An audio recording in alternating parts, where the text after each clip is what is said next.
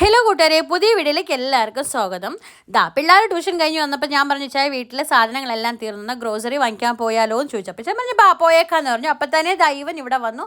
ഇവനെയും കൂട്ടി ഞങ്ങൾ പോയിക്കൊണ്ടിരിക്കുകയാണ് കേട്ടോ. പോകുന്ന വഴിക്ക് മോള് നല്ല ഉറക്കമായി.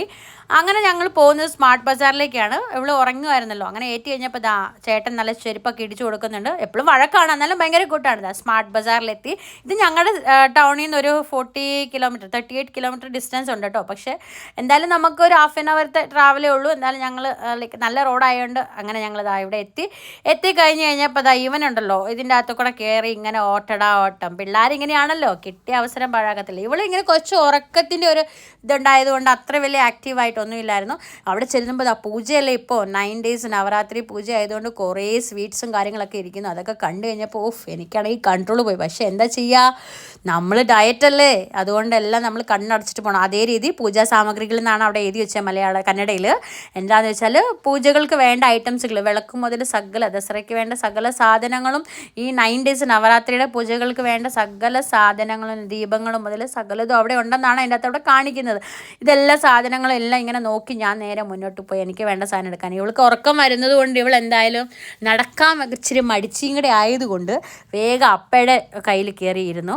ഇവിടെ കയറി വന്നിട്ട് ഉറക്കത്തിൻ്റെ രീതിയിൽ ഇങ്ങനെ എന്നാൽ ഉറങ്ങുവാണോ അല്ലേന്ന് വെച്ചാൽ അല്ല, അങ്ങനെ അഭിനയിച്ച് ആക്ടിങ് ഒക്കെ ചെയ്ത് അപ്പയുടെ കൂടെ ഇരുന്നു. അപ്പം ഞാൻ കുറച്ച് സാധനങ്ങളൊക്കെ പുട്ടുപൊടി അങ്ങനെ കുറേ സാധനം അത് കണ്ടപ്പോൾ അപ്പ എടുത്ത് ഒന്നാമത് വർക്ക് ചെയ്ത് മടുത്തു വന്നു. അപ്പോൾ ഏറ്റ് നടക്കണ്ടെന്ന് ഓർത്തുകൊണ്ട് അവളുടെ ബ്രദർ എന്നാണ് ഓടിപ്പോയിട്ട് ചേട്ടച്ചാർ ഓടിപ്പോയിട്ട് ഒരു ട്രോളി എടുത്തുകൊണ്ട് വന്നു. എന്നാൽ ഇതിൻ്റെ അകത്ത് ഇരിക്കടി, ഞാൻ നിന്നെ തള്ളിക്കോളാം.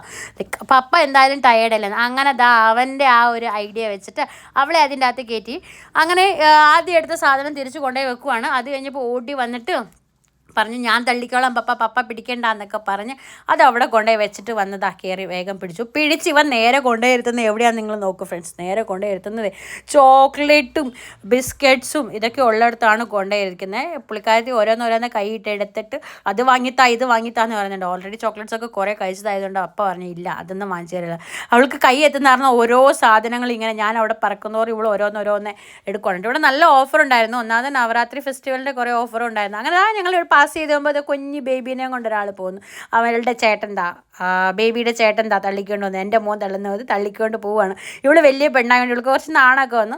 അങ്ങനെ ഞങ്ങൾ താഴെ നിന്ന് കുറച്ച് സാധനമെല്ലാം എടുത്ത് മേളിലേക്ക് പോകാമെന്ന് ഓർത്തുകൊണ്ട് പോകുമ്പോഴത്തേനും ഞങ്ങൾ എന്തായാലും പറഞ്ഞു നടന്ന് പോകാം, നിങ്ങൾ ലിഫ്റ്റിന് പോരുന്നു. ഞങ്ങൾ സ്റ്റെയറിൽ കയറി പോകാമെന്ന് വെച്ചാൽ ഇവിടെ നല്ല വെജിറ്റബിൾസ് എല്ലാം ഉണ്ട്, അതേ രീതി ഫ്രൂട്ട്സും ഉണ്ട്, എല്ലാ സാധനങ്ങളും.